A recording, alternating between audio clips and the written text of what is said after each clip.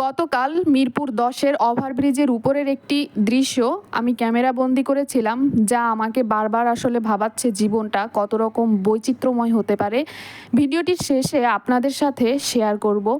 তো আমি ব্যালকনি থেকে কয়েকটা তুলসীর পাতা ছিঁড়ছিলাম, একটু তুলসী চা খাওয়ার ইচ্ছা পোষণ করছিলাম। এর মধ্যে আমার পাশে রুমে বান্ধবীর ব্যালকনি থেকে এই যে তেঁতুল গাছ দেখা যাচ্ছে, তো কয়েকটা তেঁতুল, কাঁচা তেঁতুল পাড়ার ইচ্ছা করলাম, হাতের নাগালে যতগুলো পাওয়া যায় আর কি।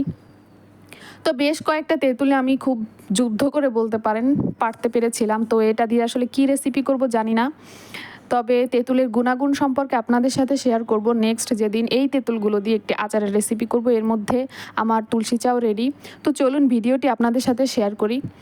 এই যে মিরপুর ১০-এর ওভারব্রিজ গোল চত্বর, এখানে দেখতে পাচ্ছেন ছোট্ট দুইটা বাচ্চা বসে আছে, সাথে তাদের মা, আর সামনে কতকগুলা হচ্ছে মাস্ক।